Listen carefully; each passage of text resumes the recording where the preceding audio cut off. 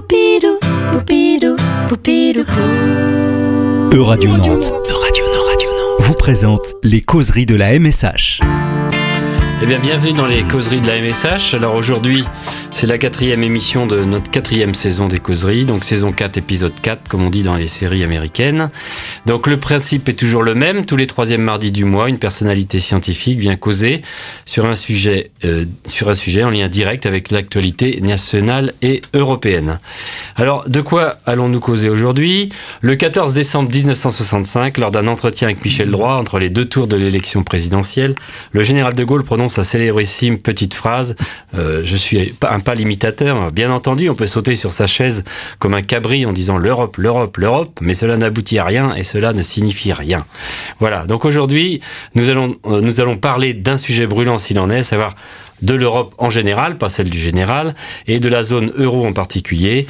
Et plus précisément, nous allons parler de politique économique européenne. Alors, les questions sont nombreuses et je ne vous apprends rien. La Grèce doit-elle sortir de l'euro ? La Grèce va-t-elle faire faillite ? L'Allemagne joue-t-elle le jeu de l'Europe ? Faut-il plus d'austérité ou de relance ? Les économies ont-elles raison de se plier à la règle des 3% de déficit budgétaire ?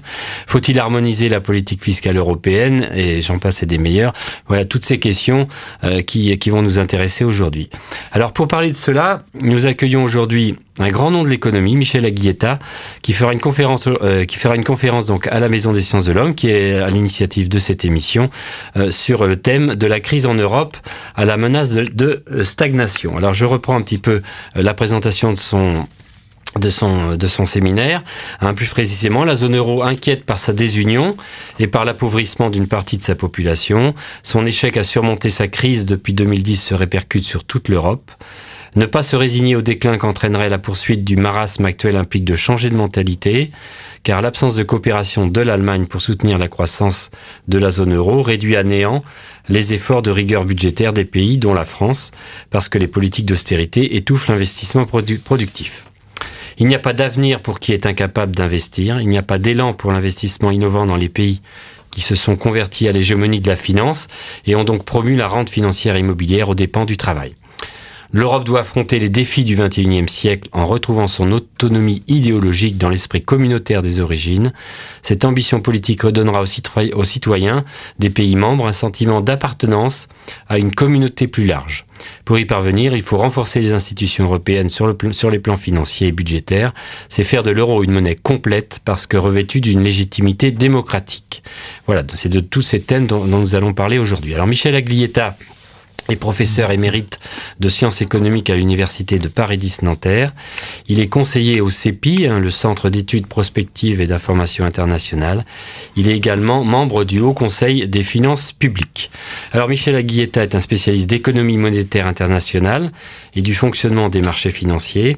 Il a écrit en 1976 Régulation et crise du capitalisme, qui a été un ouvrage fondateur de l'école de la régulation, donc avec Robert Boyer. Il a par ailleurs étroitement participé à la construction de la monnaie unique européenne. Il a publié de très nombreux ouvrages, je ne vais pas vous les citer tous, mais le dernier qui date de la fin de l'année dernière, fin 2014, et qui est intitulé dont nous allons parler aujourd'hui, « Europe, sortir de la crise et inventer l'avenir » aux éditions Michalon. Donc il s'agit d'une synthèse sur la crise européenne et la façon de s'en sortir. Il relate le passage de la crise des dettes privées à celle des dettes publiques et les mauvaises réponses des États européens.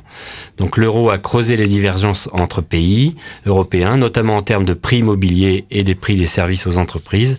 Deux éléments importants, avec le manque d'innovation et le poids trop fort de la finance actionnariale, des faits qui expliquent bien plus que le coût du travail les problèmes de compétitivité de la France. Alors la seconde moitié du livre, elle propose des solutions pour l'avenir de l'Europe dans plusieurs domaines, politique monétaire, budgétaire, financement de l'investissement à long terme, avant d'insister sur le nécessaire changement de la gouvernance d'entreprise et sur la plus grande place à laisser aux femmes concernant les postes de responsabilité. La fin du livre appelle l'Europe à devenir la zone pionnière dans la révolution industrielle du passage aux énergies décarbonées et propose des voies de financement. Alors tout ça, ça va nourrir notre réflexion aujourd'hui. Ça va donc servir de base donc à notre discussion, à notre causerie d'aujourd'hui. Je vais laisser la parole à Michel Aglietta. Nous sommes heureux aujourd'hui d'accueillir avec Martine Mespoulet, qui est donc directrice de la Maison des Sciences de l'Homme Ange Guépin, et qui vient régulièrement animer avec moi l'émission des causeries. Alors, ma première question, Michel Aglietta, ça va être effectivement pour nos auditeurs, essayer de... Vous êtes le père de l'école de la régulation. Moi, j'ai fait mes études à Nanterre, c'est comme ça vous m'aviez été présenté. Donc, pour nos auditeurs qui sont pas forcément férus d'économie, voilà, quelles sont les grandes lignes de ce courant de la régulation par rapport effectivement à un courant peut-être entre guillemets dominant, et ça va peut-être nous permettre aussi de mieux comprendre ce qui s'est passé en Europe et notamment les discussions qui sont autour de l'Europe actuellement. Oui, on va pas faire beaucoup d'épistémologie, mais disons que le courant dit dominant présuppose une autonomie de la science économique vis-à-vis des autres sciences sociales, ce qu'on appelle l'économie pure. Elle est possible que si on fait des hypothèses très, très importantes et très lourdes sur la nature, si vous voulez, des relations humaines. Elle présuppose que ce qu'on appelle les fondements microéconomiques de l'économie globale. Elle présuppose que les individus sont séparés les uns des autres et liés uniquement par le marché. C'est-à-dire le marché est la seule caractéristique, enfin disons le seul type de relation qui fasse l'objet de ce qu'on appelle la science économique. Évidemment, ceci a posé d'énormes problèmes. Et ces énormes problèmes se trouvent à chaque fois que le système économique dans son ensemble ne fonctionne pas comme il devrait fonctionner d'après cette conception de l'économie qui aboutit à celle d'un système qui doit se réguler de lui-même par le marché, où le marché est l'alpha et l'oméga, si vous voulez. Eh bien, évidemment, à chaque fois que se produisent des crises très profondes, des récessions prolongées, des difficultés, des tensions extrêmement fortes, des distorsions considérables, notamment dans les répartitions de revenus, des phénomènes comme la pauvreté continue ou du chômage qui dure 20 à 30 ans. Ces phénomènes-là sont l'économie standard ne peut pas les prendre en compte.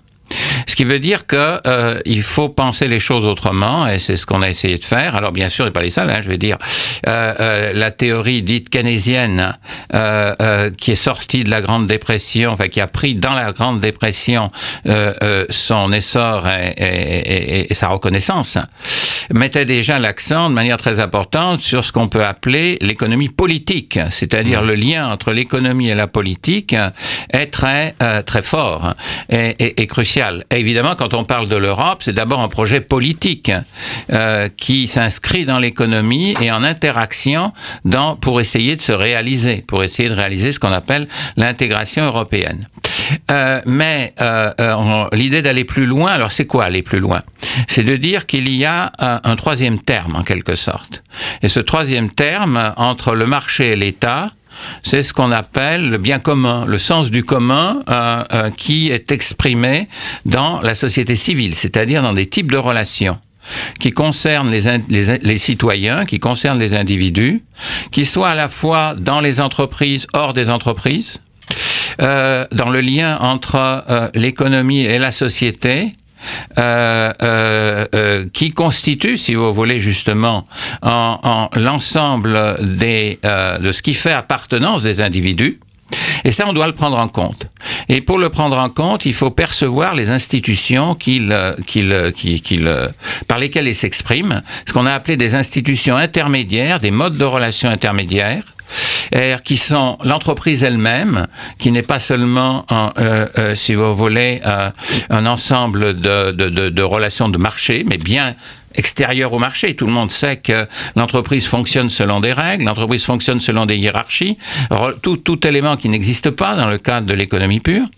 Et puis, le lien entre l'entreprise et son extérieur, par exemple, les syndicats qui jouent un rôle essentiel dans ce qu'on appelle la régulation du capitalisme, etc.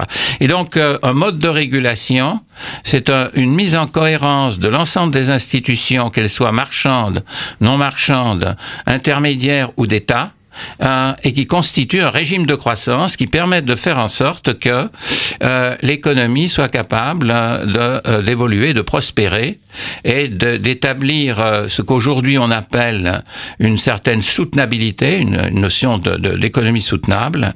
Et puis quand ça marche pas, c'est-à-dire parce que l'économie développe sans arrêt des contradictions, eh bien à ce moment-là, il faut comprendre les crises de ces institutions, la nécessité de les voir, de se renouveler et par conséquent, si vous voulez, de s'inscrire dans l'histoire. Donc à la fois, vous avez l'idée que l'économie doit être en interaction avec les autres sciences sociales et qu'elle doit s'inscrire dans l'histoire. C'est ça le point essentiel. Bien, merci pour ce rappel. Je crois que c'est très éclairant. Je crois qu'on arrive on arrive donc à la fin de cette première partie de l'émission. On abordera effectivement donc le sujet qui nous intéresse aujourd'hui, donc qui est donc la crise économique en Europe, donc au début de la prochaine partie, en P2 comme on dit.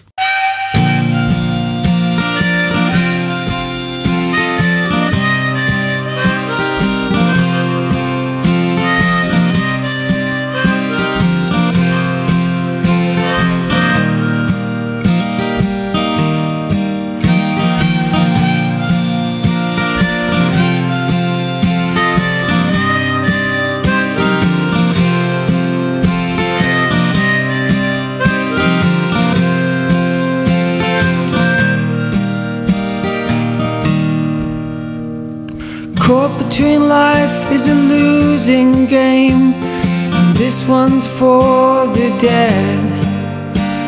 I'm not the one to sift for gold among the dirt of what was said. I'm sitting in a chair with a cold sweat in my hair as a needle breaks the skin. I don't wanna see you hold a mirror up to me and know the state that I am in. And I keep pushing you away, when all I really long to do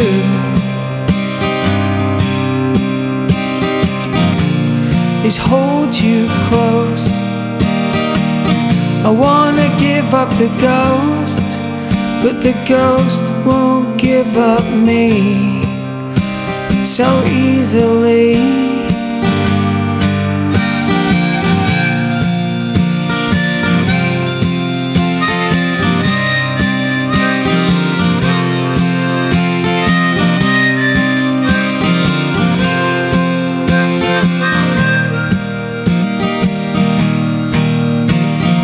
Speeding up the road, hated the neon light that showed up all the dead bugs on the windscreen. As I turned to you, the sky from black to blue, the only extras at the end of the scene. And traffic moving slow down in the valley below, up to the seagull on the wing. When it's how we are, mixed up 2 parts starlight, 1 part loneliness, and I keep pushing you away, when all I really long to do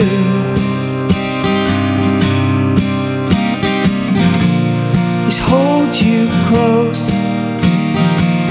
I wanna give up the ghost, but the ghost won't give up me so easily.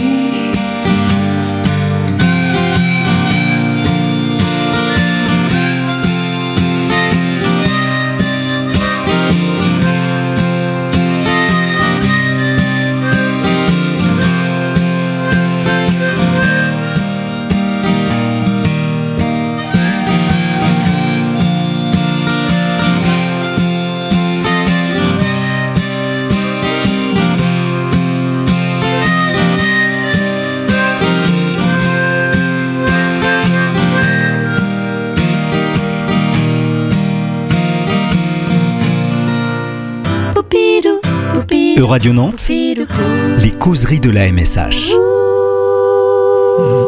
Bien, nous reprenons donc le cours de notre émission. Alors aujourd'hui, nous accueillons Michel Aguilletta, donc économiste, et qui vient nous parler de la crise en Europe. Alors, on va donc rentrer dans le vif du sujet. La première partie, vous nous avez présenté un petit peu donc les tenants et les aboutissants de ce qu'on appelle l'école de la régulation. Et donc voilà. Donc ma deuxième thème de cette émission, c'est donc effectivement de parler un peu de la crise économique. Alors vous pouvez peut-être aussi parler un petit peu de la façon dont vous voyez l'apparition de la crise et effectivement, notamment pourquoi la crise elle est peut-être plus grave en Europe qu'ailleurs. Oui, il faut partir du fait, si on considère que, comme j'ai dit tout à l'heure, les sociétés capitalistes se définissent par des régimes de croissance qui font une certaine cohérence dans le processus de production et d'accumulation de richesses, et que ces régimes de croissance sont mortels. Ils vivent historiquement certaines périodes parce que le capitalisme est fondamentalement constitué par cette poussée d'accumulation, cette volonté d'accumuler de la richesse, et qui s'inscrit, cette volonté d'accumuler la richesse s'inscrit dans des rapports sociaux dans lesquels le travail et le capital, en quelque sorte, sont dans des relations contradictoires que les institutions essayent de gérer, et pourtant, il y a des périodes de crise. Et donc, il faut comprendre le régime de croissance dans lequel on est depuis, disons, une trentaine d'années, et pourquoi il est tombé en crise. Il résulte lui-même de la crise du précédent, c'est-à-dire celui de l'après-guerre, ce qu'on a appelé les fameux 30 glorieuses, qui a lui-même constitué, si vous voulez, un ensemble de contradictions qui s'est manifesté par une crise de l'inflation.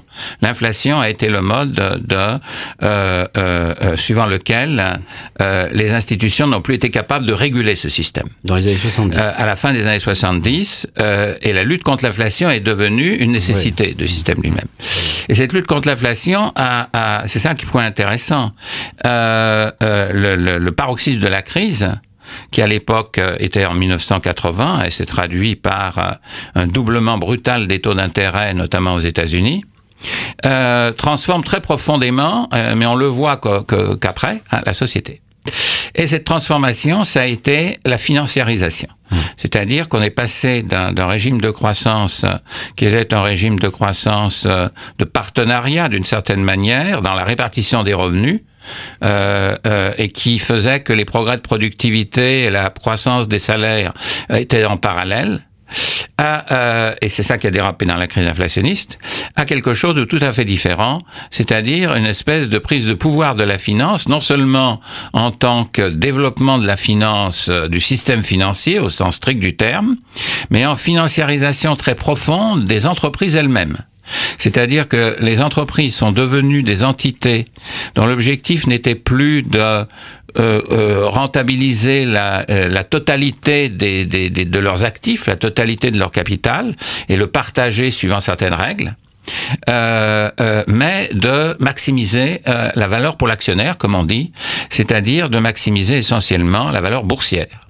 La conséquence de ça a été une détérioration très profonde de la relation entre salaire et productivité dans tous les pays occidentaux.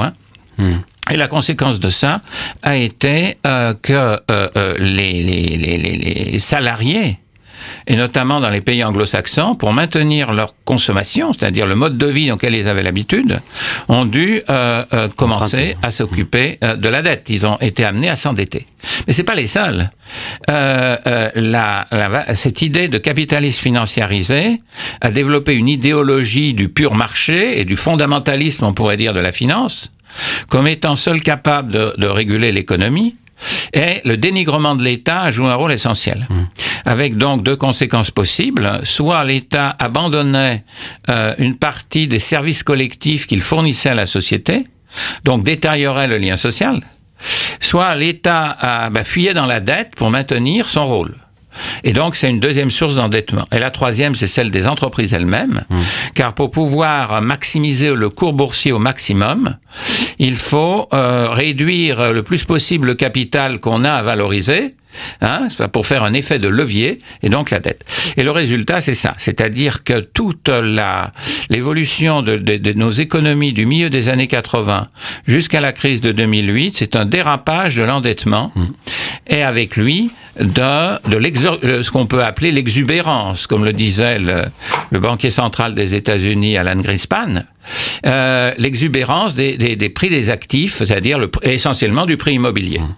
Et donc, lorsque vous avez un processus qui dérape et qui n'a pas de force de rappel, ce qui montre bien que la finance n'était pas capable de se réguler, eh bien, il dérape en ce sens que le taux d'endettement a besoin de croître tout le temps plus pour pouvoir maintenir la même rentabilité.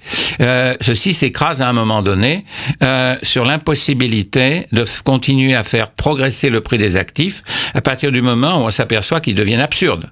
Ce qui est le cas des prix immobiliers à la fin des années 2006-2007 dans beaucoup de pays. La France étant restée un pays, si vous voulez, intermédiaire, dans lequel les prix immobiliers ont beaucoup augmenté. Le seul pays dans lequel les prix immobiliers sont restés stables est l'Allemagne, ouais. À partir de 1995, parce qu'ils avaient augmenté avant du fait de l'unification, et que les Allemands... Comment vous expliquez justement cette stabilité des prix en Allemagne ? C'est essentiellement lié au fait qu'ils ont créé, si vous voulez, le stock immobilier qui a été nécessaire avant 1995, en 5 ans, par rapport aux migrations de population qui se sont manifestées. Mais ceci a entraîné une hausse des coûts en Allemagne très importante. Donc une inflation que les Allemands ne supportent pas du fait du traumatisme de ce qui s'était passé dans l'hyperinflation de l'entre-deux-guerres. Et donc il y a eu des politiques extrêmement restrictives menées dans les années 2000, ce qu'on appelle les politiques Schröder, qui était le chancelier de l'époque, mais qui ont réussi. Pourquoi? Parce qu'elles s'appuyaient déjà sur un socle industriel très fort et très historique, mais aussi par le fait que le reste de l'économie mondiale était en plein boom, puisqu'il était, lui, en plein endettement, ce qui favorisait évidemment les exportations allemandes. Et donc l'Allemagne est tout à fait particulière vis-à-vis du reste de l'Europe, qui a été engagée, embringuée, si on peut dire, dans le processus d'endettement, et tout ça s'est écrasé sur la crise. Donc ça, c'est la crise de 2008-2009.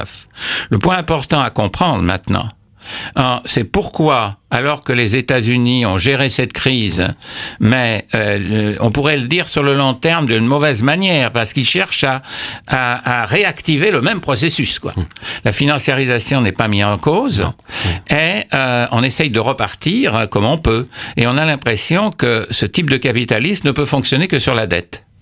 Mais l'Europe a subi une crise beaucoup plus importante parce que justement son mode de régulation était beaucoup plus fragile, en ce sens que c'était un ensemble hétéroclite qui était constitué d'une monnaie commune, donc d'une instance fédérale, mais rien d'autre. Le reste, ce sont des relations entre États, établissant des compromis transitoires et fugitifs, alors qu'ils ont des intérêts fortement contradictoires, puisque toute cette période des années 2000 et de développement de l'euro a été celle dans laquelle l'Allemagne ne s'endettait pas et les autres s'endettaient. Donc l'Allemagne prêtait aux autres. Et par conséquent, lorsque la crise est arrivée, notamment le cas, évidemment, deux cas, si vous voulez, qui sont des cas d'école, ce sont la Grèce, où la crise est publique, et l'Espagne, où la crise est privée, avec un gonflement énorme d'une bulle spéculative. Et ben, l'opposition ensuite entre créanciers et débiteurs, qui est la caractéristique de toutes les crises financières, à partir du moment où le renouvellement des dettes est mis en cause, a entraîné en Europe un conflit entre les pays, entre les puissances. Et par conséquent, on a vécu à partir de 2010, qui est le déclenchement de la crise proprement européenne, qui a été déclenchée par la reconnaissance de l'insolvabilité de la Grèce, qui a entraîné un phénomène de contagion aux autres pays, parce que personne n'était capable de la gérer. Vous aviez une entité commune, la Banque Centrale Européenne, qui gérait la monnaie, et puis des États qui se mangeaient le nez les uns les autres, si vous voulez, un incapable à tout prix d'avoir une position qui soit à la fois commune et une position qui soit cohérente à travers le temps, et qui résolve la crise en une seule fois. Résultat, on est passé de compromis en compromis, de situation de crise en situation de crise, et 2011, puis 2010, puis 2011, puis 2012, n'est-ce pas? Et le résultat de ça a été que l'Europe s'est enfoncée dans une récession suivie d'une stagnation par l'incapacité, si vous voulez, d'avoir une ligne sur le moyen terme, d'une part, donc redonner un horizon de confiance aux acteurs économiques, et surtout l'incapacité de développer les institutions qui auraient permis de produire une politique commune de l'ensemble de l'Europe, l'Europe ayant une politique monétaire commune et des autres politiques économiques complètement dispersées et contradictoires.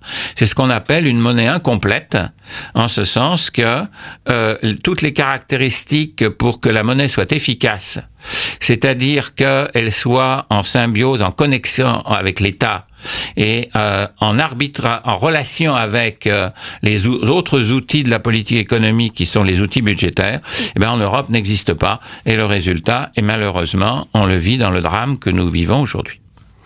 Bien, merci Michel Aglietta pour ces points qui éclaircissent un petit peu la situation. Donc on arrive à la fin, donc à l'issue de cette deuxième partie. Donc je pense qu'effectivement dans la suite de l'émission, nous allons effectivement vous amener à parler donc des solutions que vous envisagez pour sortir de cette crise. Sure, it's not the way I dress, the way I talk when I'm depressed, the way I look around for other girls. You know that, don't you? Not about the way you smile, it's all about the way I'm wasting you. When we're alone and I am wasted too. It's not some kind of true romance, all based on base and half-baked lies. You know I'd lie for you whenever I have to. You know that, don't you? You know that, don't you? You know that, don't you? You know that, don't you? It's the way you move, the way you breathe, the way you are makes this so real with you. You feel it, don't you?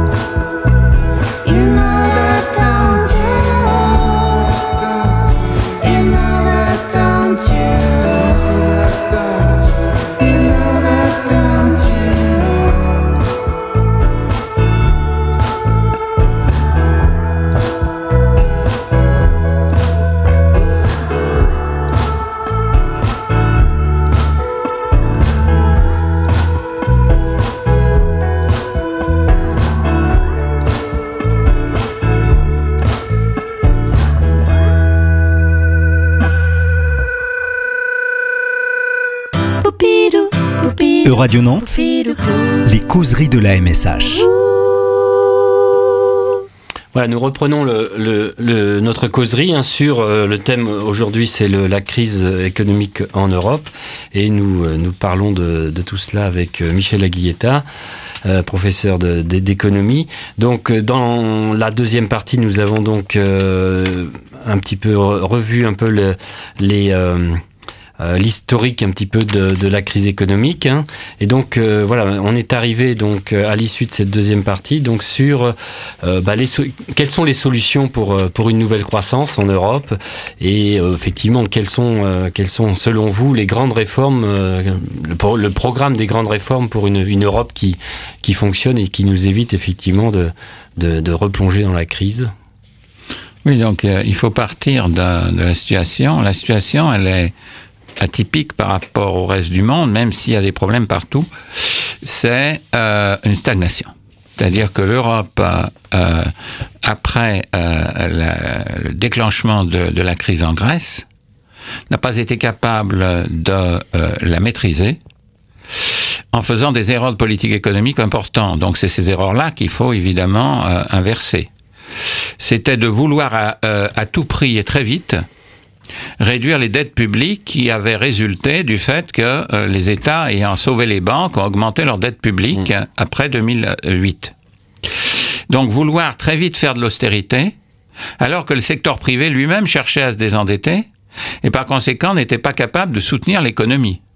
Et la caractéristique essentielle des difficultés européennes, elle se trouve dans une seule variable, l'investissement.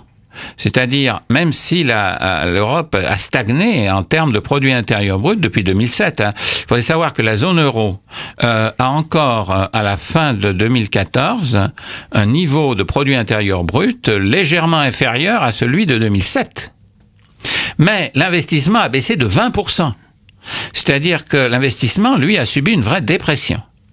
Et en conséquence, nous sommes dans un processus auto-entretenu de basse croissance, parce que si vous voulez, sinistre de l'investissement a eu comme conséquence non seulement de faire qu'évidemment il n'y a pas assez de demande, puisque l'investissement fait partie de la demande, hein, il faut construire les biens d'investissement, etc. Mais en même temps, l'investissement, il accroît les capacités de production si on le fait, et dedans il y a de l'innovation, il y a de la productivité qui est incorporée au capital. Donc, et en même temps, bien sûr, dans la mesure où on était en stagnation profonde, et on n'en est pas encore sorti, eh bien, le chômage de longue durée a augmenté, ce qui veut dire que ce qu'on appelle le capital humain, c'est-à-dire les compétences des individus salariés, membres, si vous voulez, partenaires de l'entreprise, en quelque sorte, hein, des entreprises, ces gens-là ont perdu leurs compétences du fait du chômage de longue durée. Donc, il y a un affaiblissement général de la capacité à produire. Et donc, pour sortir de ça, on voit bien qu'aujourd'hui, la seule manière de faire, c'est pas d'attendre des miracles de la baisse du prix du pétrole. Ça ne fera pas grand-chose. C'est pas non plus d'attendre des miracles de la baisse de l'euro, parce que l'Europe est une très grande zone économique et non pas un petit pays.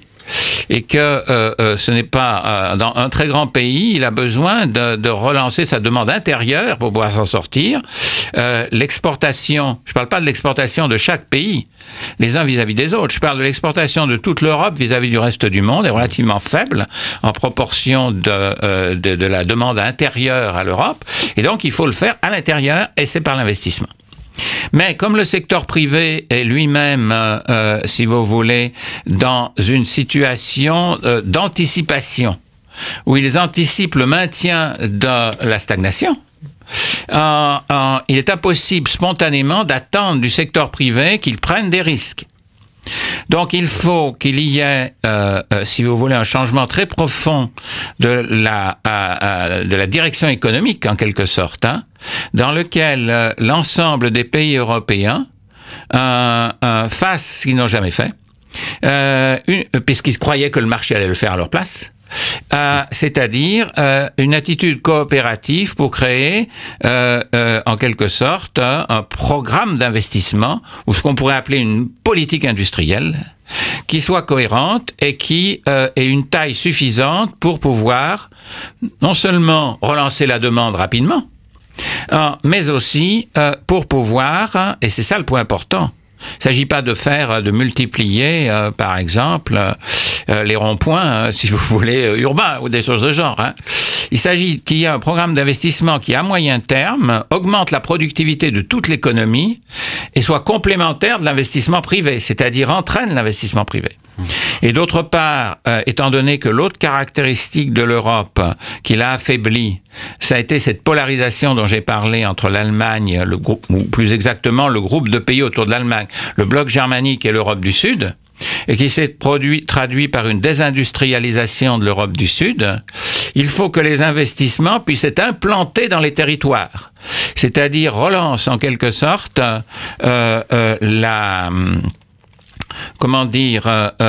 les pouvoirs de décision des dirigeants locaux, en quelque sorte, et régionaux dans les différentes parties de l'Europe, de façon à retrouver une certaine équilibre, en quelque sorte, des capacités d'investir. Bon. Ça, c'est donc la première idée. L'investissement doit être efficace à court terme et doit donner ensuite une trajectoire de moyen terme à la croissance. Deuxième idée, il faut donc qu'il y ait une cohérence dans ces investissements. Et cette cohérence doit être telle que l'Europe puisse y trouver des sources d'innovation. Et y trouver un domaine dans lequel le progrès technique, elle puisse être à la tête du progrès technique et y avoir le leadership. Il faut sans doute faire beaucoup de numérique.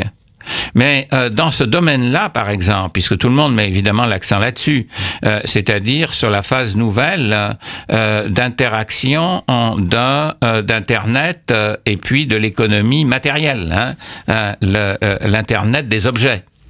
Oui, mais les 10 premières entreprises mondiales sont 6 américaines, 3 chinoises et une japonaise. Donc on est déjà en retard et on ne saura forcément qu'à suivre. Pour retrouver le leadership technologique, il faut un secteur qui soit à la fois crucial, plus qu'un secteur, un domaine, si vous voulez, des problèmes que rencontre la société.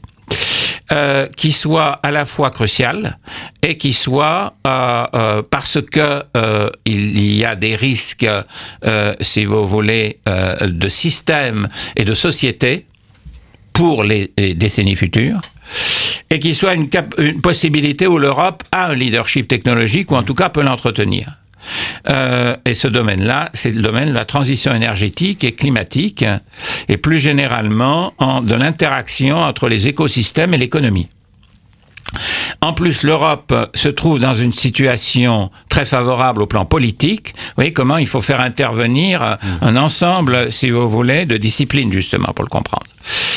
Qui est la conférence sur le climat de Paris de la fin 2015, dans lequel il faut absolument arriver à un accord international sur les politiques climatiques et les objectifs que l'on veut mener.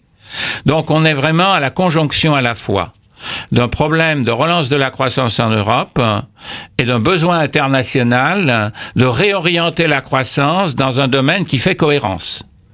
Il fait cohérence parce que les caractéristiques qui sont nécessaires, si on veut les décliner, des types d'investissements à rendre prioritaires, sont à la fois les sources d'énergie, donc poursuivre et accélérer l'essor des sources d'énergie renouvelables, qui sont les réseaux, et ça c'est très important, parce que le réseau c'est un ensemble d'infrastructures qui permet à la productivité de se développer en aval, dans les utilisateurs, et donc les réseaux sont à la fois des réseaux de transport qui intègrent l'Europe très fortement si on a la volonté de développer notamment des transports transeuropéens de rail, et surtout les réseaux de distribution d'électricité, les réseaux intelligents de distribution d'électricité et les réseaux de distribution de gaz en Europe qui, disons, sont essentiels pour fabriquer une politique énergétique en Europe.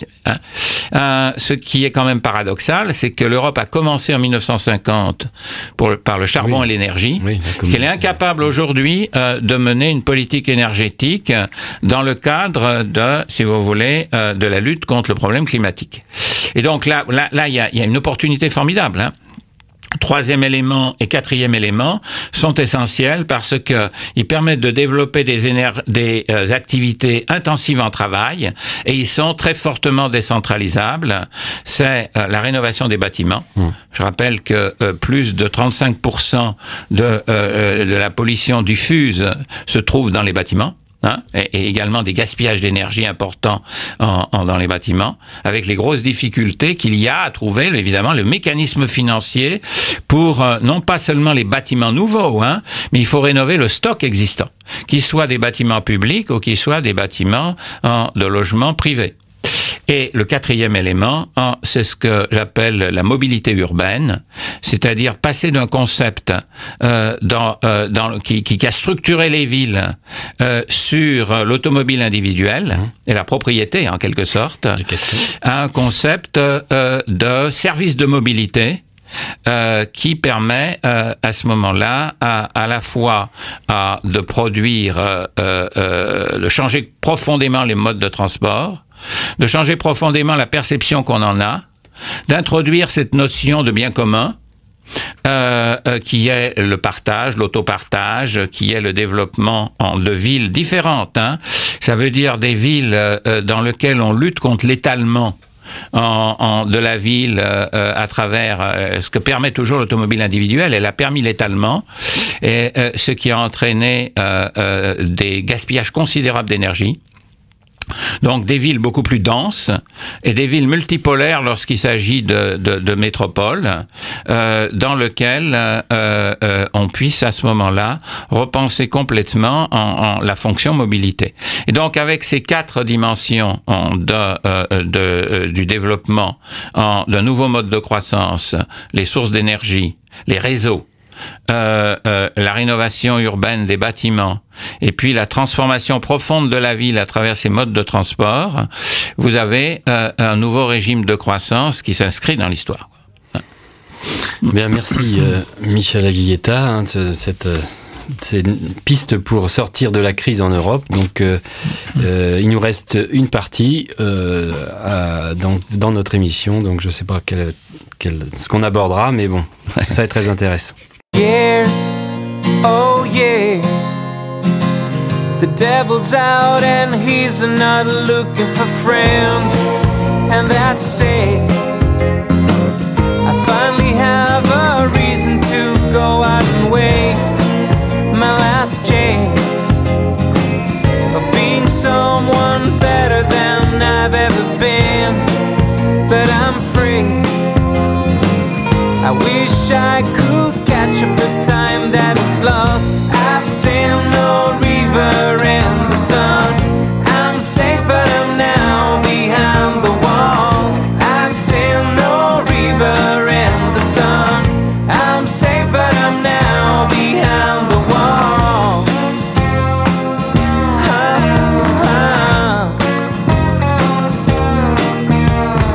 Years, oh years, the devil's out and he might be looking for me, for me. I don't have to worry about my mistakes, but I'm scared. I can hear that preacher telling me how to be. Anyway, I wish I could catch up the time that is lost. I've seen no river in the sun. I'm safe but I'm now behind the wall. I've seen no river in the sun. I'm safe but I'm now behind the wall.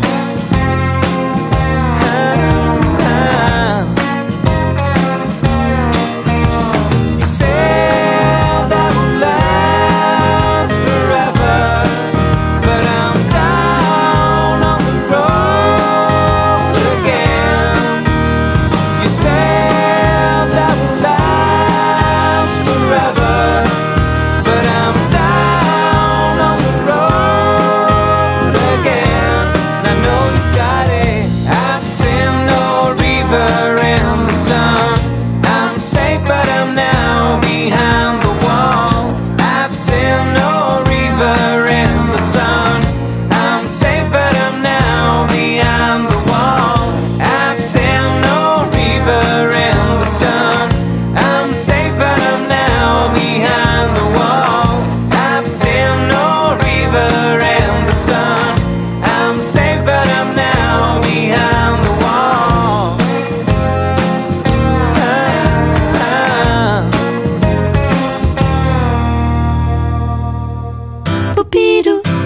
Euradio Nantes, les causeries de la MSH. Eh bien, nous reprenons notre causerie sur la politique économique en Europe avec Michel Aglietta, professeur d'économie. Donc, nous arrivons donc dans la dernière partie de notre émission. Donc nous avons chronologiquement on a parlé de la régulation, parlé effectivement de l'historique de la crise, donc du pourquoi de la crise, pourquoi elle était le plus grave en Europe qu'ailleurs, quelles étaient les solutions selon vous pour sortir de cette crise avec des projets de réforme. Et donc on va aborder dans cette dernière partie de l'émission la partie est-ce que donc l'Europe a besoin de changer institutionnellement? Oui, parce que le projet de l'Europe est quand même un projet qui remonte maintenant à plus de 60 ans en arrière, c'est-à-dire une intégration du continent dont l'objectif initial semblait être, et a été évidemment, la paix en Europe, mais qui est allé beaucoup plus loin, c'est-à-dire qui, à travers une méthode dite communautaire, dans laquelle on développait l'intégration d'un certain nombre d'activités et de secteurs économiques, induisait un changement institutionnel progressif, et ça a été évidemment le marché commun qui nécessitait la Commission européenne, et vous voyez comment des institutions se développent en interaction avec l'intégration économique. Arrive le mouvement crucial de la fin des années 80 où on décide de créer l'euro. Et là on change de nature, et c'est ce qui n'a pas été compris. On change de nature en ce sens que la monnaie est essentiellement une entité politique. Et que la monnaie ne peut vraiment fonctionner que si elle a les attributs de la souveraineté que l'État donne à la monnaie. Puisque c'est le bien commun par excellence. C'est ce qui fait le lien le plus général à la société. Or, ce qui s'est passé, je rappelle, c'est que la monnaie est bien une monnaie commune aux citoyens, et nous le voyons à chaque fois que nous allons à l'étranger, les avantages qu'elle nous donne, mais elle est extérieure aux États. Et cette incomplétude a créé, si vous voulez, tous les problèmes auxquels on a affaire. Et donc, il s'agit maintenant d'avancer l'intégration.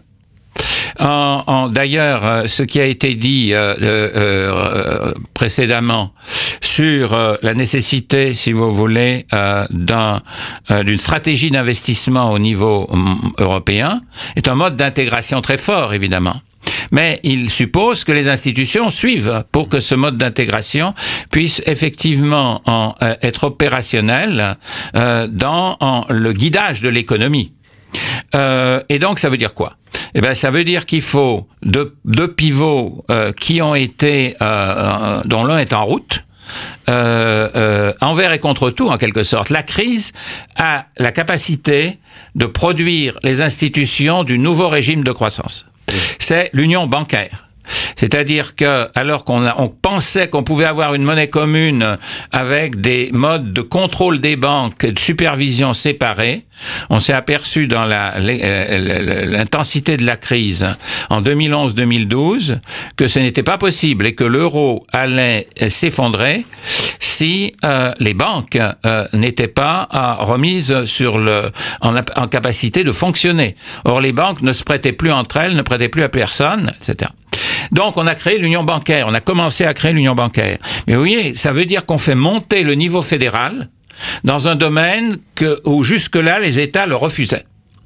Car l'union bancaire met la Banque centrale européenne au sommet de la supervision des banques. C'est-à-dire qu'une fonction qui était considérée comme une des fonctions régaliennes, c'est-à-dire la capacité de décider, de réguler ces banques, de les contrôler, de dire lesquelles devaient être en faillite ou lesquelles pas dans les périodes de crise bancaire, eh bien passe au niveau européen. Les États n'en sont plus les maîtres. Et ils ont été obligés de l'accepter comme la nécessité pour maintenir l'euro. Donc, on va avancer dans ce domaine-là, et on est en train de le faire. Et donc, le système financier va pouvoir s'intégrer d'une manière beaucoup plus solide qu'il ne l'a été.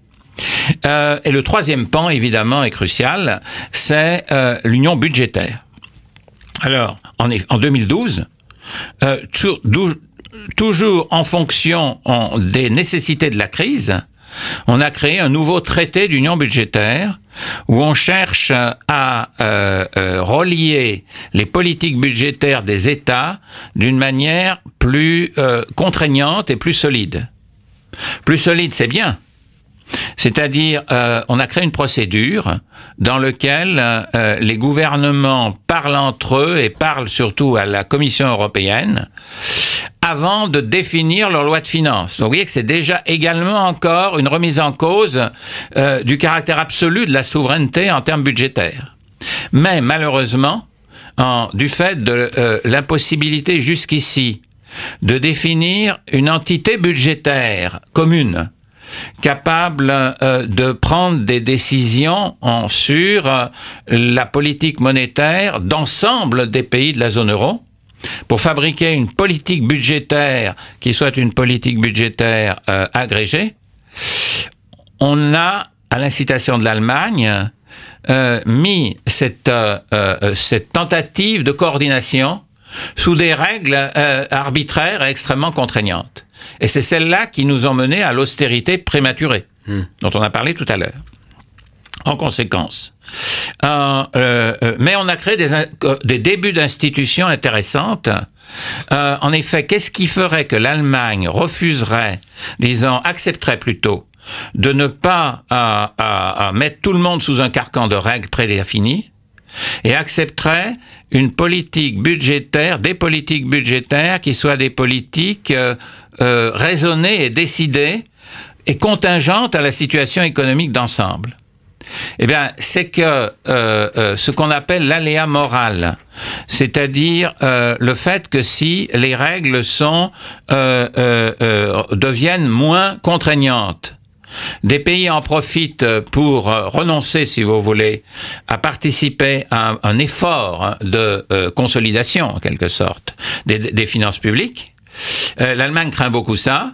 Il faut donc lui donner la possibilité de remplacer des règles par des procédures institutionnelles telles que tout le monde admette en quelque sorte qu'il y a un intérêt commun. Eh bien, c'est ça qu'il faut faire. C'est ce changement institutionnel qui permettrait d'arriver à terme à, une entité comme un trésor européen, c'est-à-dire en tout cas une entité qui aurait une capacité politique de décider d'une politique budgétaire pour l'ensemble de l'Europe et sa répartition entre les différents pays. Donc une cohérence à la fois d'une politique budgétaire qui soit raisonnée et en même temps qui soit acceptée par tous. Alors moi je propose un certain nombre d'évolutions de ce point de vue-là, qui sont un peu sur le même modèle que celle qu'on a fait pour faire l'union monétaire. Quand on a fait l'union monétaire, on l'a pas fait d'un seul coup. Le traité de Maastricht qui définit l'union monétaire est en 91 et l'euro apparaît seulement en 1er janvier 99. On n'a pas dormi entre-temps. On a créé des institutions intermédiaires pour préparer cette avancée qui était une instance fédérale. Eh bien, il faut une instance fédérale budgétaire, à un moment ou à un autre. Elles doivent être préparées par une réforme progressive. C'est ça que je pense. Et cette réforme progressive, c'est d'utiliser les avancées déjà faites en 2012, quand on a fait le traité d'union budgétaire, qui a été donc ce semestre européen, ce dialogue, si vous voulez, avant de définir les lois de finances. Et l'autre élément important, c'est ce qu'on appelle les hauts conseils de finances publiques. J'ai la chance de participer au Haut Conseil des finances publiques français, qui sont des instances d'évaluation indépendantes des politiques budgétaires. Et ceci, ça permet aux Allemands de dire les politiques budgétaires sont sous un certain contrôle et ce contrôle nous donne une information importante sur ce que font les gouvernements. Mais aujourd'hui, elles sont unilatérales, c'est-à-dire que chaque pays a son conseil qui étudie la politique budgétaire du pays et qui le fait en dialogue avec la Commission européenne, et c'est la Commission, c'est-à-dire une instance non démocratique, qui fait la synthèse, mais dans le cadre des règles prédéfinies. Elle n'a pas la possibilité de remplacer les règles par autre chose. Et donc l'idée, c'est de mettre en commun les hauts conseils, constituant, si vous voulez, une entité qu'on pourrait appeler un institut budgétaire européen, qui ferait une évaluation multilatérale. Et cette évaluation multilatérale, il faut la faire valider par quelque chose qui serait démocratique, Et je propose une conférence des parlements européens, représentés chacun par des représentants parlementaires, qui diagnostiquerait, enfin disons, étudierait et validerait en quelque sorte le rapport commun des hauts conseils et définirait par conséquent une orientation de la politique budgétaire de l'ensemble et de chaque pays à la fois, puisqu'ils sont quand même des entités élues et démocratiques de chaque pays, que le Conseil des gouvernements, qui est l'instance finale de décision européenne, serait obligé de prendre en compte. Et vous arrivez comme ça progressivement à la production d'un budget coopératif, en quelque sorte, d'un budget commun. Ça me semble être l'élément le plus important. Et l'autre élément alors, c'est celui qui nous renvoie à ce que nous avons dit tout à l'heure sur la politique d'investissement qui doit être définie au niveau européen. Eh bien, il faut que le Parlement européen, dans ce cadre-là, devienne un Parlement qui commence à avoir un début de souveraineté. Ça veut dire quoi? Ça veut dire que pour financer ce programme européen, tout au moins la partie investissement public, il faut qu'il puisse être financé par l'Europe dans son ensemble pour affirmer le fait que c'est toute l'Europe qui veut cet investissement. Et ça veut dire qu'il faut fabriquer un fonds. Et ça, déjà, un élément apparaît avec la proposition de Juncker, le président actuel de la Commission, de créer un fonds investissement européen. Mais il faudrait que ce fonds soit capitalisé par le budget européen pour bien dire c'est toute l'Europe. Donc que le budget ait lui-même des ressources supplémentaires et qu'il soit des ressources propres. Ce qui veut dire que le Parlement deviendrait capable de lever de l'impôt. Et en devenant capable de lever de l'impôt, il devient un Parlement de plein exercice, qui est celui d'avoir une souveraineté. Et il pourrait émettre des dettes en contrepartie, en supplément de ce capital. Et donc vous auriez le niveau européen qui apparaîtrait en même temps comme un développement institutionnel essentiel. Donc vous voyez, c'est l'idée que l'intégration doit atteindre l'essentiel. Pour que l'euro soit complet, il faut une souveraineté politique en Europe. Et que cette souveraineté politique en Europe peut apparaître par les deux bouts du besoin d'investissement et du besoin d'une régulation budgétaire.